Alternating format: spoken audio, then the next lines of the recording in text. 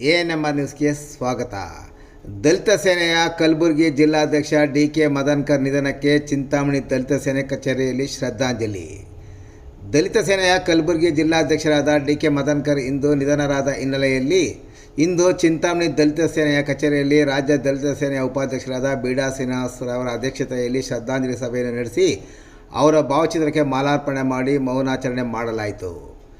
ಈ ಸಂದರ್ಭದಲ್ಲಿ ದಲಿತ ಸೇನೆಯ ಪದಾಧಿಕಾರಿಗಳಾದ Timmasandra CN Narayanaswamy, dealer Narayanaswamy, Venkatesh, Sudarshan Reddy, Narasimhaiah, HN Nagaraj ಸೇರಿದಂತೆ ಹಲವಾರು ದಲಿತ ಸೇನೆಯ ಪದಾಧಿಕಾರಿಗಳು ಮತ್ತಿತರರು ಭಾಗವಹಿಸಿದ್ದರು.